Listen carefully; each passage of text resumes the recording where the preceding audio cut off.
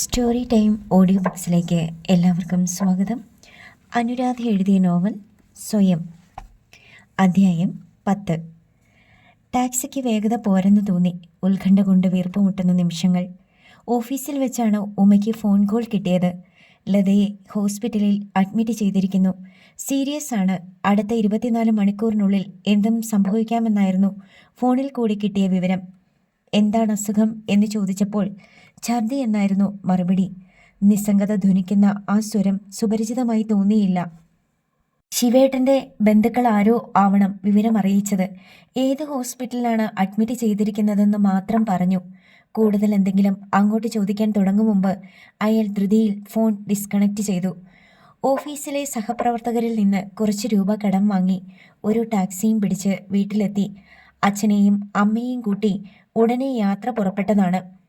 2 മണിക്കൂറെങ്കിലും വേണം ലക്ഷ്യത്തിലെത്താൻ. എന്ത് രോഗമാണ് ലത ചേച്ചിയെ ബാധിച്ചിട്ടുണ്ടാവുക? കോളറയോ മറ്റോ ആണോ? സീരിയസ് ആണ്. എന്തും സംഭവിക്കാമെന്നൊക്കെയല്ലേ വിവരമറിയിച്ചപ്പോൾ പറഞ്ഞത്? ഇല്ല, ചേച്ചിക്കൊന്നും സംഭവിക്കില്ല. ഇപ്പോൾ കോളറയ്ക്കും മറ്റും തക്ക ചികിത്സയുണ്ടല്ലോ. കാറിലിരുന്ന് സ്വയം മനോധൈര്യം പകരാൻ ശ്രമിക്കുകയായിരുന്നു ഉമ. അമ്മയുടെ ചുണ്ടുകൾ മെല്ലെ ചലിക്കുന്നു. രാമനാമം ജപിക്കുകയാവണം. സ്ത്രീധന തുകയുടെ ബാക്കി കൊടുക്കുവാൻ പോയതിന് ശേഷം ആരും അങ്ങോട്ട് തിരിഞ്ഞു നോക്കിയിട്ടില്ല. ഹോസ്പിറ്റലിലെത്തി. കഴിയുന്നതും വേഗം വാർഡ് കണ്ടുപിടിച്ചു. കാഷ്വാലിറ്റി വാർഡിലാണ് അഡ്മിറ്റ് ചെയ്തിരിക്കുന്നത്. കട്ടിലിന് ചുറ്റും ഒരു സ്ക്രീൻ വെച്ച് മറച്ചിരിക്കുന്നു. ശിവേട്ടൻ്റെ അച്ഛനും അമ്മയും അടുത്ത് നിൽപ്പുണ്ട്. വാടിക്കരിഞ്ഞ പൂമാല പോലെ ബോധമറ്റ് കിടക്കുന്ന ലതേച്ചി. സ്റ്റാൻഡിൽ ഘടിപ്പിച്ച കുപ്പിയിൽ നിന്നും എന്തോ മഞ്ഞ ദ്രാവകം നിശ്ചേതനമായ ശരീരത്തിലേക്ക് തുള്ളികളായി ഒഴുകുന്നു. മൂക്കിൽ ഘടിപ്പിച്ചിരിക്കുന്ന ഓക്സിജൻ മാസ്ക്. ആയാസത്തോടെ ഉയർന്നു താഴുന്ന മാറിടം.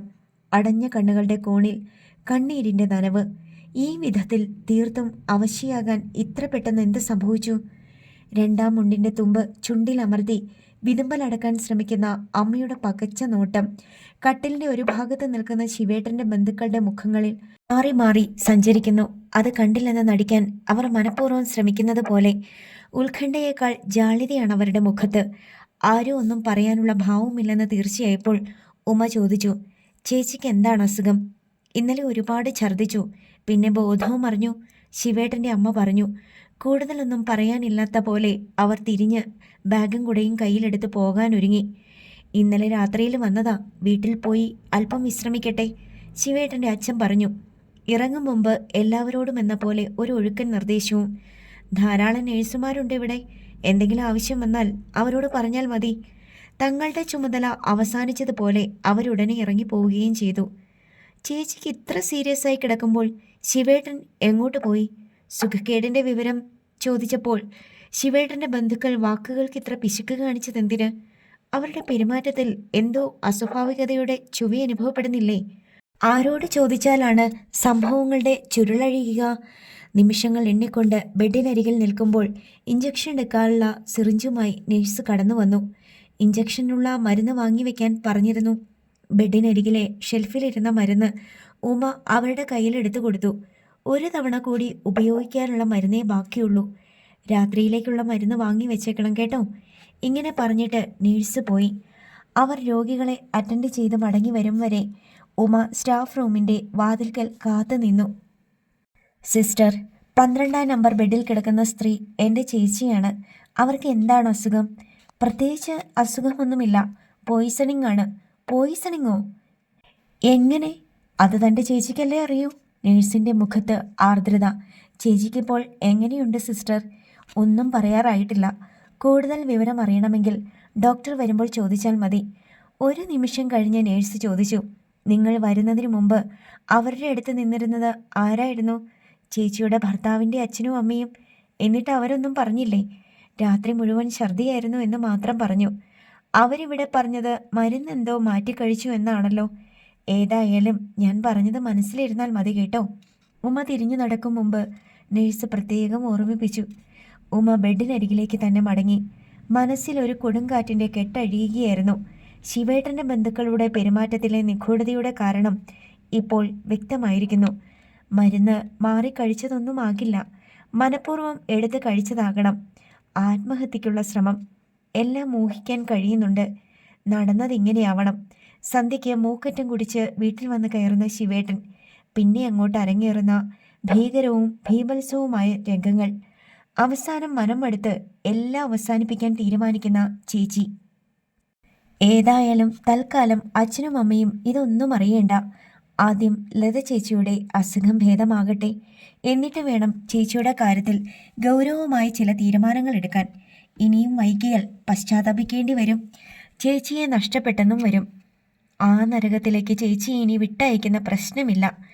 ഡിസ്ചാർജ് ചെയ്താൽ വീട്ടിലേക്ക്. ഭാര്യ മരണവുമായി മല്ലടിക്കുമ്പോൾ തിരിഞ്ഞു നോക്കാത്ത ഭർത്താവിനെ ഉപേക്ഷിക്കാൻ ചേച്ചിക്ക് സന്തോഷമേ ഉണ്ടാകൂ. നൈറ്റ് ഡ്യൂട്ടിക്ക് വന്ന ഡോക്ടർ പരിശോധനയ്ക്ക് ശേഷം പറഞ്ഞു, അപകടനില കഴിഞ്ഞുവെന്ന് ധൈര്യമായി പറയാറായിട്ടില്ല. രോഗിയോടൊപ്പം കഴിയാൻ ഏതെങ്കിലും ഒരാൾക്കേ കഴിയൂ. ഉമയാണ് ലതയുടെ അടുത്തിരുന്നത്. കുറുപ്പും പത്മാവതി അമ്മയും ആസ്പത്രിയുടെ തൊട്ടടുത്തുള്ള ഹോട്ടലിൽ ഒരു മുറി വാടകയ്ക്കെടുത്തു. രാത്രി മുഴുവനും കണ്ണ് ചിമ്മി തുറക്കാൻ പോലും ഭയന്നിട്ടെന്ന പോലെ ഉമ ജാഗരൂകയായി ബെഡിനരികിൽ തന്നെ കഴിച്ചുകൂട്ടി. ഞരക്കത്തിനിടയ്ക്ക് ലത ഒന്നോ രണ്ടോ തവണ വിവേകിനെ വിളിക്കുന്നത് പോലെ തോന്നി. ദീർഘകാലത്തെ അനുഭവജ്ഞാനമുള്ള നഴ്സ് പറഞ്ഞു, നല്ല ലക്ഷണമാണ്, ഇനി പേടിക്കാനില്ല. കുറുപ്പും പത്മാവതി അമ്മയും നേരം പരപരാ വെളുത്തപ്പോൾ തന്നെ ഹോസ്പിറ്റലിലെത്തി. ശിവന്റെ വീട്ടിൽ നിന്ന് ആരെയും കണ്ടില്ല. വൈകുന്നേരമായപ്പോഴേക്കും ലതയ്ക്ക് പൂർണ്ണബോധം തിരിച്ചു കിട്ടി. ആദ്യം അന്വേഷിച്ചത് മകൻ വിവേകിനെയാണ്. കുറുപ്പ് ശിവന്റെ വീട്ടിൽ പോയി വിവേകിനെയും കൊണ്ടുവന്നു. ശിവന്റെ അച്ഛനും അമ്മയും അവരോടൊപ്പം ഉണ്ടായിരുന്നു. വന്നയുടനെ അവർ ലതയുടെ അടുത്ത് ചെന്ന് താഴ്ന്ന ശബ്ദത്തിൽ എന്തൊക്കെയോ സംസാരിക്കുന്നത് ഉമ ശ്രദ്ധിച്ചു. പിന്നെ ശിവന്റെ അച്ഛൻ എല്ലാവരോടും എന്നവണ്ണം പറഞ്ഞു, പോലീസെങ്ങാനും മൊഴിയെടുക്കാനോ മറ്റോ വന്നാൽ മരുന്ന് മാറി കഴിച്ചതാണെന്ന് പറഞ്ഞാൽ മതി എന്ന് ഓർമ്മിപ്പിക്കുകയായിരുന്നു ഞാൻ. ലതയുടെ തേങ്ങൽ കൂടുതൽ ശക്തമായപ്പോൾ കർക്കശ സ്വരത്തിൽ അവളെ ശകാരിച്ചു. ആവശ്യമില്ലാണ്ട് ഓരോന്ന് കാട്ടിയിട്ട് കരയുന്നു. ഭർത്താവിൻ്റെയും വീട്ടുകാരുടെയും ക്രൂരകൃത്യങ്ങളെപ്പറ്റി ലത എന്തെങ്കിലും പറയുമോ എന്നവർ ഭയപ്പെടുന്ന പോലെ തോന്നി. അച്ഛനും അമ്മയും മകളുടെ രോഗത്തിൻ്റെ വിശദാംശങ്ങൾ വ്യക്തമായി മനസ്സിലാക്കിയതിൻ്റെ ഷോക്കിലാണ്. ഇതും വിധിയുടെ മറ്റൊരു വിളയാട്ടമായി കരുതി സമാധാനിക്കാനാവും ഇനി ശ്രമം. വിവേകിനെ ഉടനെ മടക്കിക്കൊണ്ട് ചെന്നില്ലെങ്കിൽ ശിവേട്ടൻ ബഹളം കൂട്ടുമെന്ന് പറഞ്ഞ് ശിവേട്ടൻ്റെ അച്ഛനും അമ്മയും വിവേകിനെ അപ്പോൾ തന്നെ കൊണ്ടുപോയി. ശിവനെ ഹോസ്പിറ്റലിലേക്ക് കണ്ടില്ല. 2 ദിവസം കഴിഞ്ഞപ്പോൾ ശിവന്റെ അച്ഛൻ വന്നു. ഇനി പേടിക്കാനൊന്നുമില്ലാന്നാ ഡോക്ടർ പറഞ്ഞത്. 3-ാം ദിവസം ഡിസ്ചാർജ് ചെയ്യും. അവിടെ നിന്ന് ആരെങ്കിലും വന്നിരുന്നെങ്കിൽ ഇനി ഞങ്ങൾക്ക് മടങ്ങാമായിരുന്നു. ഇവൾക്ക് ജോലി സ്ഥിരമായിട്ടില്ലാത്തതുകൊണ്ട് ലീവില്ല, കുറുപ്പ് പറഞ്ഞു. ശിവന് അതിലേറെ തിരക്കാ. നിങ്ങളുടെ മകളല്ലേ, കുറച്ചൊരു ചുമതല നിങ്ങൾക്കും ഇല്ലേ? ലത ചേച്ചിയെ ഹോസ്പിറ്റലിൽ നിന്ന് ഡിസ്ചാർജ് ചെയ്യുന്നത് വരെ ഞാൻ നിന്നോളാം. ലീവിന് അപേക്ഷിച്ചുകൊണ്ട് ഞാൻ ഓഫീസിലേക്ക് കത്തയച്ചിട്ടുണ്ട്, ഉമ പറഞ്ഞു. ഡിസ്ചാർജ് ചെയ്ത് കഴിഞ്ഞ് ലതയെ നേരെ വീട്ടിലേക്ക് കൊണ്ടുപോകണമെങ്കിൽ താൻ അവിടെ നിന്നേ മതിയാകൂ എന്ന് ഉമയ്ക്ക് അറിയാമായിരുന്നു. ശിവന്റെ ബന്ധുക്കൾ ഭയപ്പെട്ടിരുന്നത് പോലെ കേസെടുക്കാനും മറ്റും പോലീസ് വന്നില്ല. ലതയുടെ ക്ഷീണം അല്പം ഭേദമായപ്പോൾ ആരും അടുത്തില്ലാത്ത അവസരം നോക്കി ഉമ ചോദിച്ചു, എന്തിനാ ചേച്ചി ഈ കടുങ്കൈ ചെയ്തത്? ശിവേട്ടൻ്റെ ദ്രോഹം സഹിക്കാണ്ടായപ്പോൾ എനിക്കെല്ലാം അവസാനിപ്പിക്കണമെന്ന് തോന്നി. ലതയുടെ കണ്ണുകൾ നിറഞ്ഞൊഴുകി. വിവേകിന് ആരുണ്ട് പിന്നെ? അതെന്താ ചേച്ചി ആലോചിക്കാത്തത്? ഏതായാലും ഇനി നമുക്ക് നമ്മുടെ വീട്ടിലേക്ക് പോകാം. ഇപ്പോൾ എനിക്കും ഒരു ജോലിയുണ്ടല്ലോ. നിനക്കെന്നും ഞങ്ങളെ നോക്കിയിരിക്കാൻ പറ്റുമോ? കല്യാണം കഴിഞ്ഞാൽ പിന്നെ? എനിക്ക് കല്യാണം വേണ്ടെങ്കിലോ? ചേച്ചി വിവേകിനെയും കൊണ്ട് വീട്ടിലേക്ക് വരണം. പിന്നെ നമുക്ക് വിവാഹമോചനത്തിന് നടപടികൾ എടുക്കണം. എല്ലാം പറയാൻ എളുപ്പമാണ്. അച്ഛനും അമ്മയും സമ്മതിക്കുമോ? ഇനി ആരുടെയും സമ്മതത്തിന് കാത്തു നിന്നിട്ട് കാര്യമില്ല. സ്വന്തമായി ചില തീരുമാനങ്ങൾ എടുക്കണം. അതിൽ ഉറച്ചു നിൽക്കണം. വിവേകിൻ്റെ ഭാവിയെക്കുറിച്ച് ഓർത്തെങ്കിലും എനിക്കിനി ഒന്നിനും കഴിയില്ല ഉമ്മേ. സമയം വളരെ വൈകിപ്പോയി. ഞാൻ 2ാമതൊരു കുഞ്ഞിൻ്റെ കൂടി അമ്മയാകാൻ പോവുകയാണ്. ഞാൻ ബന്ധം ഉപേക്ഷിച്ച് തിരികെ വീട്ടിലേക്ക് വന്നാൽ ശിവേട്ടൻ വിവേകിനെ എൻ്റെ കൂടെ അയക്കുമെന്ന് എന്താണ് ഉറപ്പ്? ഇങ്ങനെ ഒരു ചുറ്റുപാടിൽ എൻ്റെ മുമ്പിൽ 2 മാർഗങ്ങളേ ഉള്ളൂ. എല്ലാം സഹിച്ച് ജീവിക്കുക, അല്ലെങ്കിൽ മരിക്കുക. പക്ഷേ എന്ത് ചെയ്യാം? ദൈവത്തിനും ഈ മഹാപാപിയെ വേണ്ട. ലതയുടെ വാക്കുകൾ പ്രശ്നത്തിൻ്റെ സങ്കീർണതയെക്കുറിച്ച് ഉമയെ ബോധവതിയാക്കി. ഒരിക്കൽ വിവേകിനെ ശിവേട്ടൻ തട്ടിപ്പറിച്ചുകൊണ്ടോടിയ സന്ദർഭം ഓർമ്മ വന്നു. യാതനകളുടെ വാരിക്കുഴിയിലേക്ക് ആണ്ടുമുങ്ങുന്ന ചേച്ചിയെ രക്ഷിക്കാൻ ഒരു മാർഗവുമില്ല. വിവാഹബന്ധത്തിൻ്റെ ചങ്ങലകൾ കൂടുതൽ ശക്തമാവുകയാണ്. ചേച്ചിയെ ഈ നിസ്സഹായാവസ്ഥയിൽ നിന്ന് മോചിപ്പിക്കുക എന്ന ലക്ഷ്യം സഫലമാവുകയില്ല എന്ന അറിവ് ഉമ്മയ്ക്ക് നിരാശയുണ്ടാക്കി. ഏതാനും ദിവസം മുമ്പ് പെണ്ണ് കാണൽ ചടങ്ങിൽ വെച്ച് താനെടുത്ത തീരുമാനത്തെക്കുറിച്ച് ഉമ സ്വയം അഭിമാനിച്ചു. ലതയെ ഹോസ്പിറ്റലിൽ നിന്ന് ഡിസ്ചാർജ് ചെയ്യുന്ന ദിവസം ശിവനെത്തി. അപ്പോഴും അയാൾ വിവേകിനെ കൂടെ കൊണ്ടുവന്നില്ല. കട്ടിലിനരികിൽ നിന്നിരുന്ന ഉമയെ കണ്ടപ്പോൾ അയാളുടെ മുഖം തേളുകുത്തിയതുപോലെ കനത്തു. വെറുപ്പോടെ എന്തൊക്കെയോ പിറുപിറുത്തുകൊണ്ട് ധൃതിയിൽ സ്പെഷ്യൽ കൗണ്ടറിനടുത്തേക്ക് പോകുന്നത് കണ്ടു. നീ ഇനി മാറി നിന്നോ ഉമേ, അല്ലെങ്കിൽ അയാൾ വെറുതെ ബഹളം വയ്ക്കും. ഇടറുന്ന സ്വരത്തിൽ ലത പറഞ്ഞു. ചേച്ചിയെ ഓർത്ത് മാത്രമാണ് ഞാൻ ക്ഷമിക്കുന്നത്. അല്ലെങ്കിൽ യാത്ര പറയും മുമ്പ് ഉമ പ്രത്യേകം ഓർമ്മിപ്പിച്ചു. ഇനി ഇങ്ങനെ വിഡ്ഢിത്തമൊന്നും കാണിക്കരുത്. കൂടുതൽ എന്തെങ്കിലും പ്രശ്നങ്ങൾ ഉണ്ടായാൽ എൻ്റെ ഓഫീസിലേക്ക് കത്തയക്കണം. ലത മരവിച്ച മനസ്സുമായി വെറുതെ തലയാട്ടി. അച്ഛനും അമ്മയും ഇടയ്ക്കെങ്കിലും അങ്ങോട്ട് വരണം. പിന്നെ ഇവളുടെ കല്യാണം നേരത്തെ എന്നെ അറിയിക്കണം. അതിനാരൊക്കെ തടുത്താലും ഞാൻ വരും, തീർച്ച. എൻ്റെ വിധി നിനക്കുണ്ടാവാതിരിക്കാൻ ഞാൻ എന്നും പ്രാർത്ഥിക്കും ഉമ്മേ. എന്തോ എനിക്ക് വലിയ പ്രതീക്ഷയൊന്നുമില്ല ചേച്ചി. ബില്ലടച്ചു വന്ന ഉടനെ ശിവൻ വീട്ടിലേക്ക് പോകാൻ ധൃതി കൂട്ടി.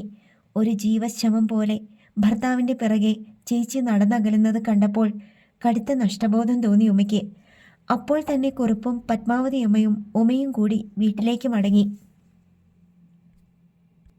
ഉമ പിറ്റേന്ന് രാവിലെ ഓഫീസിൽ പോയി. ഒരു കത്ത് അവളെയും പ്രതീക്ഷിച്ച് മേശമേൽ കിടന്നിരുന്നു. തുളസിയുടെ കത്ത്. അവസാനമായി തുളസിയെ കണ്ടത് 1 മാസം മുമ്പാണ്. ഏതാനും ദിവസം മുമ്പ് ഉമ അവൾക്കൊരു കത്തെഴുതിയിരുന്നു. മറുപടി കാണാതിരുന്നപ്പോൾ വീണ്ടും ഒരു കത്ത് കൂടി എഴുതാമെന്ന് കരുതിയിരിക്കുകയായിരുന്നു.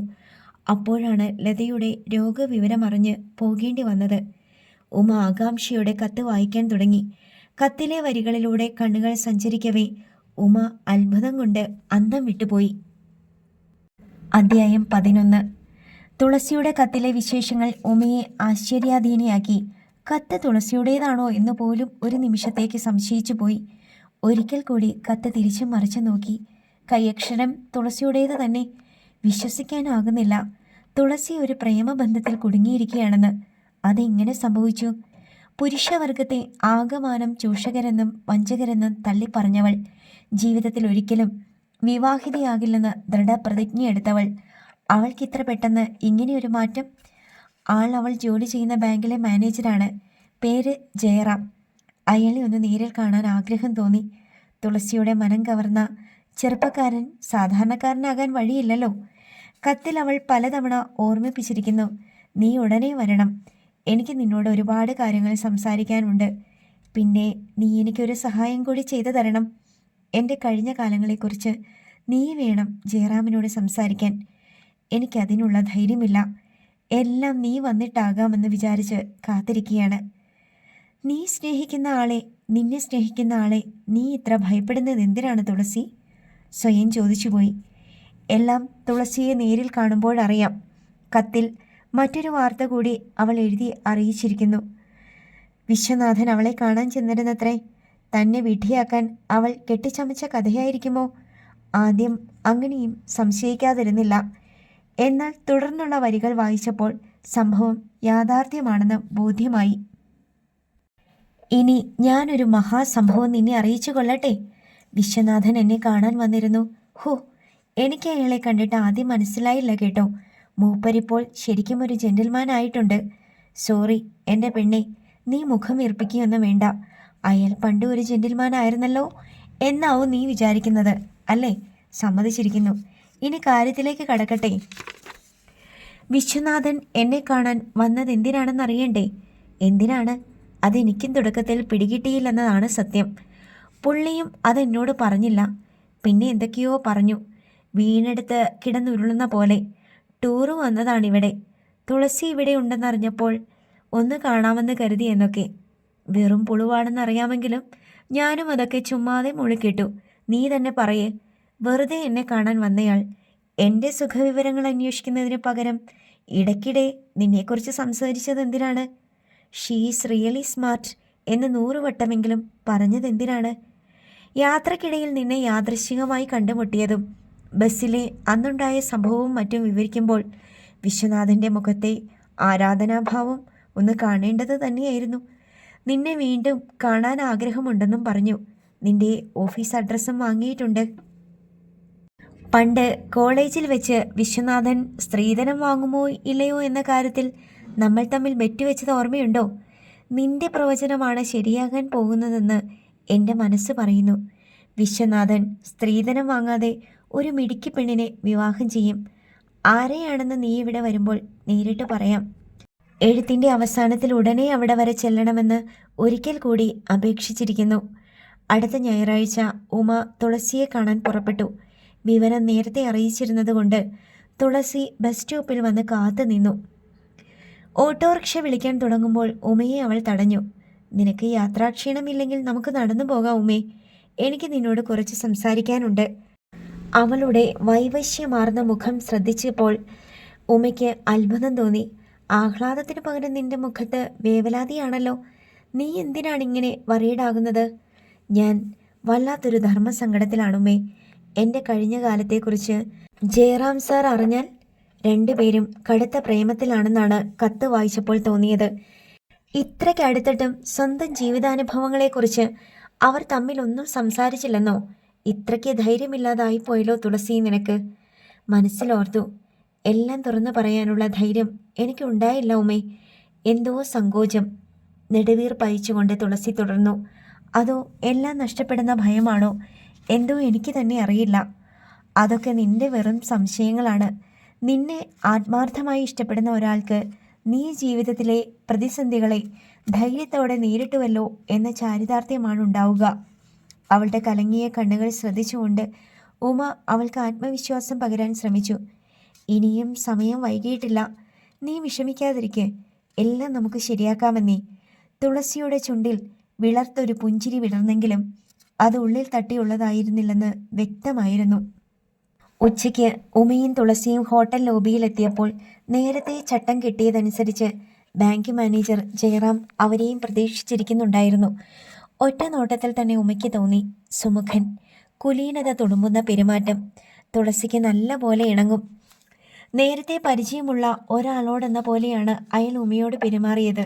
അതുകൊണ്ട് അവരുടെ സംസാരം അനൗപചാരികമാകാൻ അധികം താമസമുണ്ടായില്ല. ഫാമിലി റൂമിലിരുന്ന് പലതും സംസാരിച്ചുകൊണ്ട് അവർ ചായ കുടിച്ചു. ജയറാമിനോട് തുളസിയെക്കുറിച്ചെല്ലാം വിശദമായി സംസാരിക്കാനുള്ള അവസരം കാത്തിരിക്കുകയായിരുന്നു ഉമ. ഞാൻ തുളസിയെ വിവാഹം കഴിക്കാൻ ആഗ്രഹിക്കുന്നു. കാര്യം വീട്ടിലെല്ലാവരോടും പറഞ്ഞു. അവരൊക്കെ തുളസിയെ കാണാൻ കാത്തിരിക്കുകയാണ്. പക്ഷേ തുളസി ഓരോ ഒഴിവ് കഴിവ് പറഞ്ഞ് ദിവസം കഴിക്കുകയാണ്. ചോദിച്ചിട്ടൊന്നും തുറന്നു പറയുന്നുമില്ല. ഉമയെങ്കിലും പറയൂ, തുളസിയെ അലട്ടുന്ന പ്രശ്നം എന്താണ്? ജയറാം ചോദിച്ചു. തേടിയ വള്ളി കാലിൽ ചുറ്റിയ പോലെയായി ഉമയ്ക്ക്. തുളസിയെക്കുറിച്ചുള്ള ചില വിവരങ്ങൾ അറിയുമ്പോൾ സാർ അവളെ വെറുക്കുമോ എന്നാണ് അവളുടെ ഭയം. തുളസിക്ക് ഇതിനു മുമ്പ് വല്ലവരോടും? അതല്ല, വിവാഹമേ വേണ്ടെന്ന് പറഞ്ഞിരിക്കുകയായിരുന്നു അവൾ. സാറാണ് അവളിൽ മനമാറ്റമുണ്ടാക്കിയത് തന്നെ. ജയറാമിൻ്റെ കണ്ണുകൾ ഒരു നിമിഷത്തേക്ക് തിളങ്ങി. ഹാവൂ, ആശ്വാസമായി. പിന്നെന്താണ് പ്രശ്നം? സാറിനോട് ഒരു അപേക്ഷയുണ്ട്.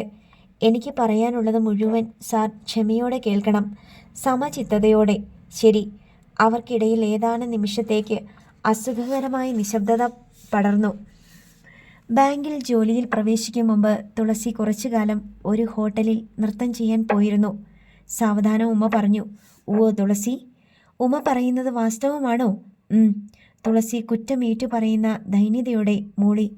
അവളുടെ മുഖം ഒന്നുകൂടി താണു. സ്വാതന്ത്ര്യം തേടിയെത്തിയ അവളുടെ കൈവിരലുകൾ ഉമ സ്വന്തം കയ്യിലൊതുക്കി.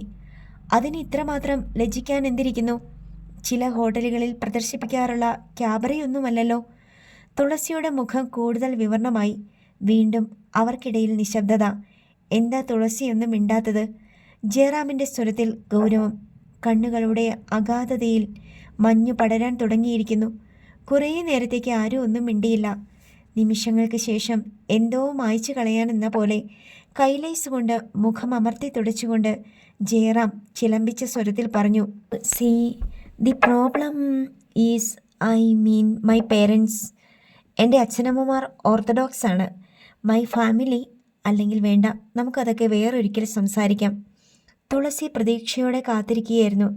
ജയറാം സാർ കൂടുതൽ എന്തെങ്കിലുമൊക്കെ സംസാരിച്ചിരുന്നെങ്കിൽ അല്പം പരുഷമായിട്ടാണെങ്കിലും പരിഭവമില്ല. എല്ലാം തുറന്നു പറഞ്ഞൊന്ന് പൊട്ടിക്കരയാൻ, അവസാനം ഊഷ്മളമായൊരു സ്വാതന്ത്ര്യത്തിൻ്റെ ഇളം ചൂടിലലിയാൻ. ശാപമോചനത്തിനായി കേഴുന്ന അഹല്യയെപ്പോലെ കാത്തിരിക്കുകയായിരുന്നു തുളസി. ജയറാം ക്ഷമയോടെ എല്ലാം കേൾക്കാൻ താല്പര്യം കാണിച്ചിരുന്നെങ്കിൽ എല്ലാം വിശദീകരിക്കാൻ ഒരുക്കമായിരുന്നു ഉമ. തുളസിയുടെ അച്ഛൻ്റെ അകാല മരണം, അമ്മയും ചേച്ചിയും അവളും ദിവസങ്ങളോളം പട്ടിണിയിലായത്, കുടുംബത്തിൻ്റെ നിലനിൽപ്പിന് വേണ്ടി അവൾക്ക് സ്വന്തം ശരീര സൗന്ദര്യം വിൽപ്പന ചരക്കാക്കേണ്ടി വന്നത്, എന്നിട്ടും മനം തളരാതെ കോളേജ് വിദ്യാഭ്യാസം തുടർന്നത്, ഉയർന്ന മാർക്കുകളോടെ വിദ്യാഭ്യാസം പൂർത്തിയാക്കിയതും ബാങ്കിൽ ഉദ്യോഗസ്ഥയായതും എല്ലാം അറിയുമ്പോൾ ജയറാം തുളസിയെ അഭിനന്ദിക്കുകയേ ഉള്ളൂ എന്ന പ്രതീക്ഷയിലായിരുന്നു ഉമ. പക്ഷേ പ്രതീക്ഷ തെറ്റി. അയാൾ മറ്റെന്തൊക്കെയോ സംസാരിച്ചു കൊണ്ടിരുന്നു. ഓഫീസ് കാര്യങ്ങൾ, ആനുകാലിക രാഷ്ട്രീയ സംഭവങ്ങൾ, അങ്ങനെ പലതും. എന്തെങ്കിലുമൊക്കെ സംസാരിക്കണമല്ലോ എന്ന് കരുതി മാത്രം ചായക്കോപ്പുകൾ ഒഴിയാൻ അക്ഷമയോടെ കാത്തിരിക്കുകയായിരുന്നു അയാൾ എന്ന് വ്യക്തം. ഒട്ടും വൈകാതെ മറ്റു ചില കാര്യങ്ങളുണ്ടെന്ന് പറഞ്ഞ് ജയറാം എഴുന്നേറ്റു. ഉമയും തുളസിയും ഘനം പേറുന്ന മനസ്സോടെ ഹോട്ടലിൽ നിന്നിറങ്ങി. ഉമയ്ക്ക് അന്ന് തന്നെ മടങ്ങാതിരിക്കാൻ നിർവാഹമില്ലായിരുന്നു. അന്ന് തന്നെ മടങ്ങിയെത്തുമെന്ന് പറഞ്ഞാണ് വീട്ടിൽ നിന്നിറങ്ങിയത്. തുളസിയുടെ പ്രേമബന്ധത്തിന് ഇങ്ങനെയൊരു വഴിത്തിരിവുണ്ടാകുമെന്ന് യാത്ര പുറപ്പെടുമ്പോൾ പ്രതീക്ഷിച്ചതേയില്ല. ജയറാമിൻ്റെ മനസ്സ് മാറുമെന്ന് തോന്നുന്നില്ല. അയാളുടെ പെരുമാറ്റത്തിൽ പ്രത്യക്ഷപ്പെട്ട നിസ്സംഗത പ്രതീക്ഷയ്ക്ക് വഴി നൽകുന്നില്ല. ബസ് സ്റ്റോപ്പിലേക്ക് നടക്കുന്നതിനിടയിൽ തുളസിയെ സമാശ്വസിപ്പിക്കാനുള്ള വാക്കുകൾ തേടുകയായിരുന്നു ഉമ. എങ്ങനെയാണ് തുളസിയെ സമാധാനിപ്പിക്കേണ്ടത്? സംസാരശേഷി പോലും നഷ്ടമായിരിക്കുകയാണ്. നീണ്ടു നിന്ന മൗനത്തിൻ്റെ ഇടവേളയ്ക്ക് ശേഷം തുളസി ചോദിച്ചു, നിനക്കെന്താ വല്ലാത്തൊരു മൗനം? തുളസിയുടെ കണ്ണുകളിലേക്ക് ഉറ്റുനോക്കിക്കൊണ്ട് വിക്കി വിക്കി പറഞ്ഞു, ഒന്നുമില്ല, വെറുതെ ഓരോന്നോർത്ത് പോയി. എനിക്കറിയാം, എല്ലാം തുറന്നു പറയുമ്പോൾ ജയറാം എന്നെ കൂടുതൽ സ്നേഹിക്കാൻ തുടങ്ങുമെന്നായിരുന്നു നീ പ്രതീക്ഷിച്ചിരുന്നതല്ലേ? നിന്നെപ്പോലെ മറ്റുള്ളവരും എന്നോട് കരുണ കാട്ടുമെന്ന് നീ കരുതി അല്ലേ? പക്ഷേ എൻ്റെ മനസ്സ് പറഞ്ഞിരുന്നു മറിച്ചാണ് സംഭവിക്കാൻ പോകുന്നതെന്ന്. എല്ലാം നല്ലതിനാണെന്ന് കരുതി സമാധാനിക്ക് തുളസി. നിന്നെ ശരിക്കും മനസ്സിലാക്കാത്ത ഒരുത്തൻ്റെ കൂടെ ജീവിക്കുന്നതിലും ഭേദം ഒറ്റയ്ക്ക് കഴിയുന്നതല്ലേ? ശരിയാണ്.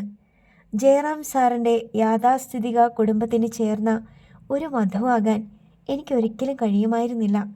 എനിക്കത് നേരത്തെ അറിയാമായിരുന്നു. മനസ്സ് എന്തുകൊണ്ടോ പതറിപ്പോയി. എത്തിപ്പിടിക്കാൻ കഴിയാത്തത് സ്വന്തമാക്കാനുള്ള ആവേശം, സ്വന്തമായി ഒരു കൊച്ചു കുടുംബം, സ്നേഹിക്കുന്ന ഒരു പുരുഷൻ്റെ തണൽ, പിന്നെ കുട്ടികൾ. സ്വരമിടറാൻ തുടങ്ങിയപ്പോൾ അവൾ നിർത്തി. പിന്നെയും അവൾ എന്തൊക്കെയോ പറഞ്ഞു. ഉമ എല്ലാം ക്ഷമയോടെ കേട്ടു. ബസ് വരാനിനിയും കുറച്ച് സമയമേ ഉള്ളൂ. അവൾ മനസ്സിലുള്ളതൊക്കെ പറഞ്ഞു തീർക്കട്ടെ. എന്നാലെങ്കിലും അവളുടെ മനസ്സിൻ്റെ ഭാരം കുറയുമല്ലോ. താൻ പോയി കഴിഞ്ഞാൽ അവൾ തൻ്റെ ദുഃഖം ആരോട് പറയും? ദൈവമേ, എൻ്റെ തുളസിയെ എന്തിനാണിങ്ങനെ പരീക്ഷിക്കുന്നത്? സ്വപ്നങ്ങളുടെ വെള്ളിമേഘങ്ങൾക്കിടയ്ക്ക് മഴവില്ല് തെളിയിക്കാനും മായ്ക്കാനും നിനക്ക് എന്തവകാശം? നോക്ക്, ദേ നിനക്കുള്ള ബസ്. തുളസി കയ്യിൽ സ്പർശിച്ചപ്പോഴാണ് ഉമ ചിന്തകളിൽ നിന്നുണർന്നത്. ഇതിലും എത്രയോ വലിയ ദുഃഖങ്ങൾ ഞാൻ സഹിച്ചിരിക്കുന്നു. തീയിൽ കുരുത്തത് വെയിലത്ത് വാടുമെന്ന് നീ കരുതുന്നുണ്ടോ ഉമേ? വിഷാദം മുഖത്ത് നിന്ന് മായ്ച്ചു കളയാൻ വ്യഥാ ശ്രമിച്ചുകൊണ്ട് തുളസി ചോദിച്ചു. തുളസിയുടെ കൈകൾ ഒരു നിമിഷം തൻ്റെ നെഞ്ചോട് ചേർത്ത് പിടിച്ചിട്ട് ഉമ വിഷണ്ണതയോടെ ബസ്സിലേക്ക് കയറി. ബസ്സിലിരിക്കുമ്പോഴും ഉമയുടെ മനസ്സിൽ നിറഞ്ഞു നിന്നത് തുളസിയുടെ വാടിക്കരിഞ്ഞ മുഖമായിരുന്നു. പാവം, ഇന്നത്തെ സംഭവം ഒരു ദുസ്വപ്നം പോലെ അവളുടെ ഓർമ്മയിൽ നിന്ന് മാഞ്ഞു പോകട്ടെ എന്ന് പ്രാർത്ഥിക്കാൻ മാത്രമേ കഴിയൂ. ഹാൻഡ് ബാഗിൽ നിന്ന് തുളസിയുടെ കത്തെടുത്തു. ആ വടിവൊത്ത അക്ഷരങ്ങളിലൂടെ അലസമായി കണ്ണോടിച്ചു. എഴുത്തിൻ്റെ അവസാന ഭാഗത്ത് വിശ്വനാഥനെക്കുറിച്ച് എഴുതിയിരുന്നത് വായിച്ചപ്പോഴാണ് അതേക്കുറിച്ച് അവളോടൊന്നും തന്നെ സംസാരിച്ചില്ലല്ലോ എന്നോർത്തത്. വിശ്വനാഥൻ സ്ത്രീധനമില്ലാതെ ഒരു മിടുക്കി പെണ്ണിനെ കിട്ടും. ആരാണെന്ന് ഇവിടെ വരുമ്പോൾ പറയാം. അവൾ അങ്ങനെ എഴുതിയതിൻ്റെ ഉദ്ദേശം എന്താണ്? വിശ്വനാഥൻ തന്നെ കാണാൻ വരുമെന്നും എഴുതിയിരിക്കുന്നു.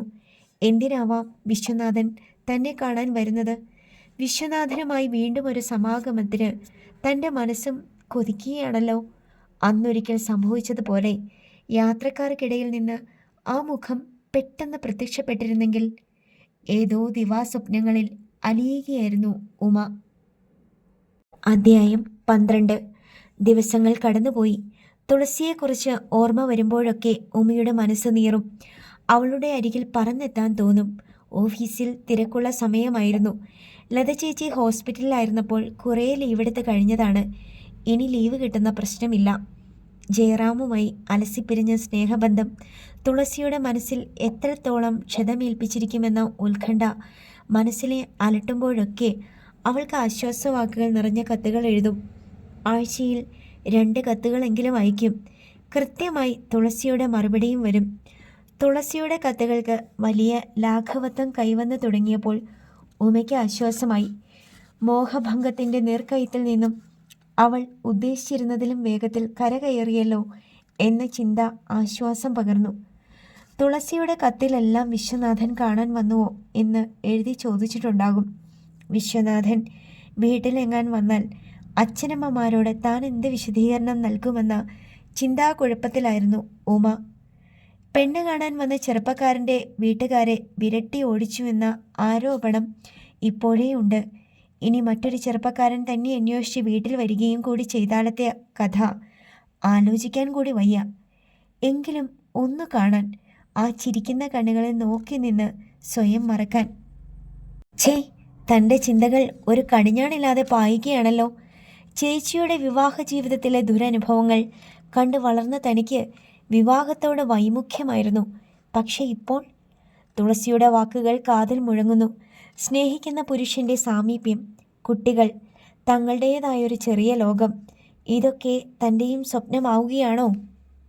വിവാഹത്തെക്കുറിച്ച് വൈമുഖ്യം പ്രകടിപ്പിക്കുമ്പോൾ സുശീല ടീച്ചർ പറയാറുള്ളത് ഓർമ്മ വരുന്നു. സ്ത്രീ പ്രകൃതിയാണുമേ.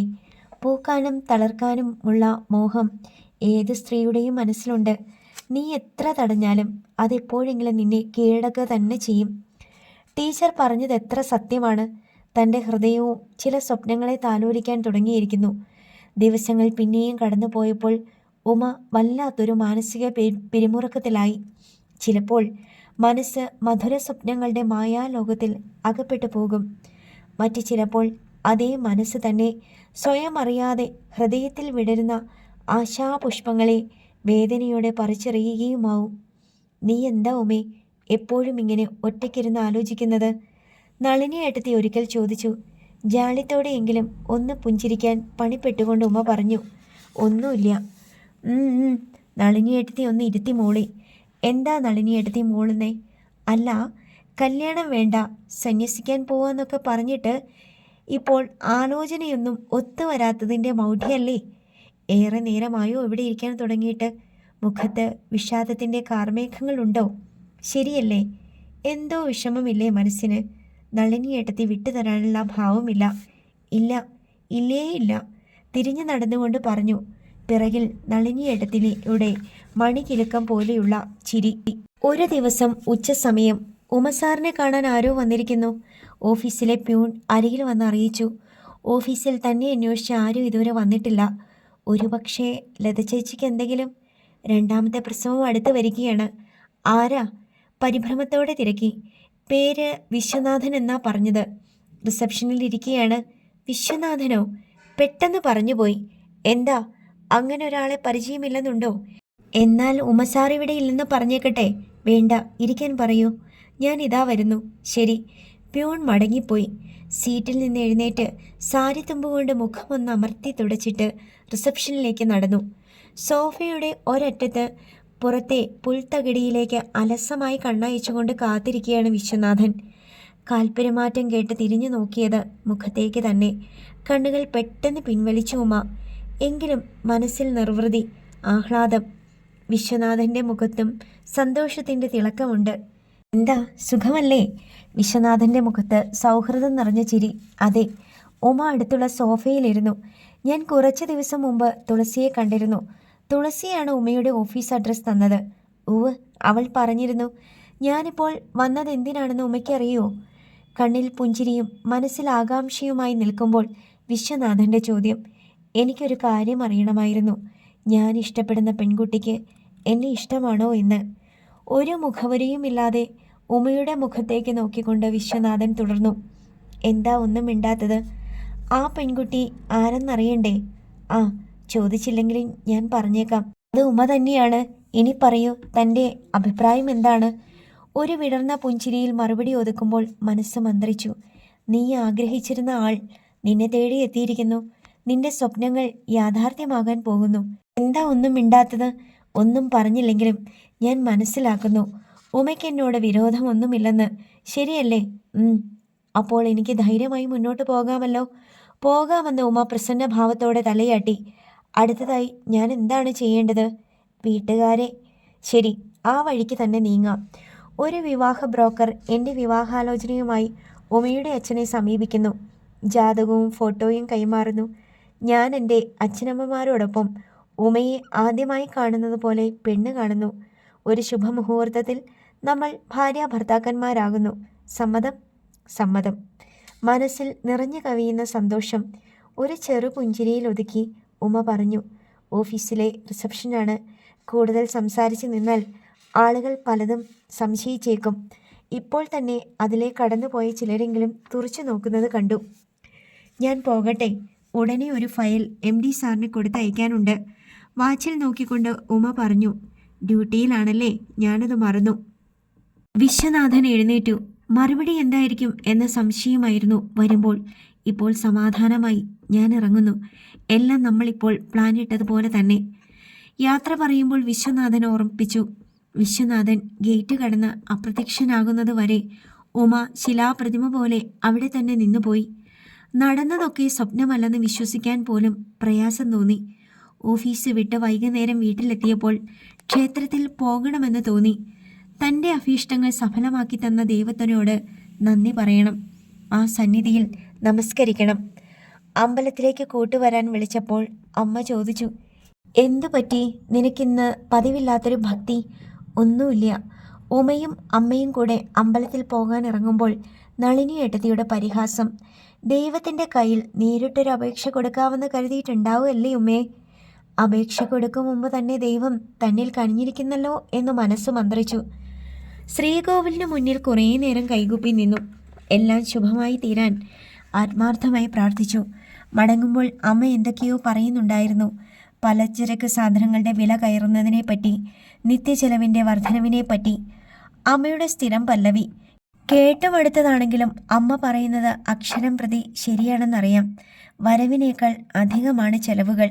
എത്ര കരുതി ചെലവാക്കിയാലും മാസാവസാനമാകുമ്പോൾ ഒന്നും മിച്ചം കാണില്ല. അമ്മയുടെ പരാതികളൊക്കെ കേട്ടുകൊണ്ട് മെല്ലെ നടന്നു. അമ്മയുടെ ചുറുചുറുക്കൊക്കെ നഷ്ടമായിരിക്കുന്നു. പാവം. വീട്ടിലെത്തിയപ്പോൾ കൃഷ്ണേട്ടനും അച്ഛനും കൂടി എന്തോ ചർച്ച ചെയ്യുന്നു. സംഭാഷണം ശ്രദ്ധിച്ചപ്പോൾ മനസ്സിലായി, പണത്തിൻ്റെ പ്രശ്നം തന്നെ. ലതയുടെ പ്രസവം അടുത്തല്ലോ. അവൾക്ക് എന്തെങ്കിലും അയച്ചു കൊടുത്തില്ലെങ്കിൽ ആ കശ്മലൻ അവളെ അതും പറഞ്ഞ് ദ്രോഹിക്കും. അമ്മ ഓർമ്മിപ്പിച്ചു. കൊള്ളാം, അല്ലെങ്കിൽ തന്നെ കഴുത്തോളം കടമാണ്. പിന്നെ എവിടെ നിന്നെടുത്ത് കൊടുക്കാനാണ്? അച്ഛൻ കയർത്തു. ശമ്പളം മുഴുവൻ കയ്യിൽ കിട്ടുന്നില്ല. അടുത്ത് തന്നെ ശമ്പള സ്കെയിലൊക്കെ പുതുക്കാൻ പോകണമെന്ന് കേട്ടു. എങ്കിൽ കുറച്ച് ആശ്വാസമായേനെ. കൃഷ്ണേട്ടൻ്റെ തളർന്ന സ്വരം. ഇവളെയും ഒരുത്തൻ്റെ കൂടെ ഇറക്കി വിടണമല്ലോ. അത് ഓർക്കുമ്പോഴാ കൂടുതൽ വേവലാതി. കിടക്കമുറിയിൽ നിന്ന് ഡ്രസ് മാറുമ്പോൾ ഇന്ന് നടന്ന സംഭവം ഉടനെ അമ്മയെ അറിയിച്ചാലോ എന്ന് പോലും തോന്നി. വിവരമറിയുമ്പോൾ അമ്മയ്ക്ക് എന്തുമാത്രം ആശ്വാസമാകും. സ്ത്രീധനം വാങ്ങാതെ വിവാഹം കഴിക്കാൻ ഇക്കാലത്ത് ആരും തയ്യാറാവില്ലെന്ന് അമ്മ എപ്പോഴും പറയുന്നത് കേൾക്കാം. സ്ത്രീധനമില്ലാതെ വിശ്വനാഥൻ തന്നെ വിവാഹം കഴിക്കുമെന്ന് അറിയുമ്പോൾ ഇങ്ങനെയും ഒരാളോ എന്നമ്മ അന്തം വിട്ടുപോകും. അച്ഛനും അത് ആദ്യം വിശ്വാസമാകില്ല. വിശ്വത്തിനോട് ഒരു കാര്യം കൂടി പറഞ്ഞ് സമ്മതിപ്പിക്കാൻ നോക്കണം. ഇപ്പോൾ തനിക്കുള്ള ജോലിക്ക് പോകാൻ തുടർന്നും അനുവദിക്കണമെന്ന്. വിവാഹം കഴിഞ്ഞാലും കുറച്ചു നാളത്തേക്ക് വേർപിരിഞ്ഞ് കഴിയേണ്ടി വരും. പക്ഷേ ഇന്നത്തെ സാഹചര്യത്തിൽ തൻ്റെ ശമ്പളം കൂടിയില്ലെങ്കിൽ വീട്ടിലെ ചെലവുകൾ, കൃഷ്ണേട്ടൻ ഓഫീസിൽ നിന്നെടുത്ത കടം അടച്ചു തീർക്കാനും കൂടി വല്ലാതെ ഞെരുങ്ങേണ്ടി വരും. 7-8 മാസം വരെ വീടിനു വേണ്ടി തങ്ങൾക്ക് 2 പേർക്കും അങ്ങനെയൊരു വിട്ടുവീഴ്ച ചെയ്തേ പറ്റൂ. ആ സമയം കൊണ്ട് വിശ്വത്തിൻ്റെ നാട്ടിൽ തനിക്ക് ഒരു ജോലി അന്വേഷിച്ച് കണ്ടുപിടിക്കുകയും ചെയ്യാം. ഇന്ന് വിശ്വനാഥൻ തന്നെ കാണാൻ വന്നതിന് ശേഷം ഉണ്ടായ സംഭവവികാസങ്ങൾ അറിയുമ്പോൾ തുളസി എത്രമാത്രം സന്തോഷിക്കും. വിശ്വത്തിനെക്കുറിച്ച് അവൾക്ക് നല്ല അഭിപ്രായമാണ്. ഉമ തുളസിക്ക് കത്തെഴുതാനിരുന്നു. കത്ത് വായിക്കുമ്പോൾ അത്ഭുതം കൊണ്ടും ആഹ്ലാദം കൊണ്ടും അവൾ മതിമറന്നു പോകുമായിരിക്കും. തനിക്ക് തന്നെ ഇന്ന് നടന്ന സംഭവങ്ങൾ വിശ്വസിക്കാനാകുന്നില്ല. വിശ്വനാഥൻ തൻ്റെ ഓഫീസിൽ വരുന്നത് വരെ ഇത്ര പെട്ടെന്ന് തൻ്റെ കാത്തിരിപ്പിൻ്റെ വ്യഥയ്ക്ക് ഒരു ശുഭാന്ത്യമുണ്ടാകുമെന്ന് താൻ ഓർത്തിരുന്നുവോ? ഇനി ഏതായാലും ദിവസങ്ങൾക്കുള്ളിൽ വിശ്വനാഥൻ തന്നെ പെണ്ണ് കാണാൻ വരും. പിന്നെ വിവാഹം, സ്നേഹനിർഭരമായൊരു ദാമ്പത്യം. ദിവാസ്വപ്നങ്ങളിൽ മുഴുകി സ്വയം മറന്നിരുന്നു പോയി ഉമ. പകൽ കിനാവുകൾക്ക് തിരശീല വീണപ്പോഴാണ് തൻ്റെ മനക്കോട്ടകളുടെ ബാലിശത്വത്തെക്കുറിച്ച് ബോധവതിയായത്. അപ്പോൾ വീണ്ടും സംശയങ്ങൾ ബാക്കിയായി. മനസ്സിൽ ആശങ്കകൾ വീണ്ടും ചേക്കേറി. വിശ്വവുമായുള്ള വിവാഹം നടക്കുമെന്ന് എന്താണ് ഉറപ്പ്? വിവാഹത്തിന് വിശ്വത്തിനും തനിക്കും സമ്മതമാണെങ്കിലും വീട്ടുകാരുടെ അഭിപ്രായം അനുകൂലമാവണമെന്നില്ലല്ലോ. പിന്നെ ജാതകം, അതും ഒരു പ്രശ്നമാണ്. എല്ലാം മംഗളമായി അവസാനിക്കണമേ എന്ന പ്രാർത്ഥനയുമായി ഉമ പ്രതീക്ഷയോടെ നാളുകൾ തള്ളി നീക്കി. അടുത്ത ഭാഗം നാളെ.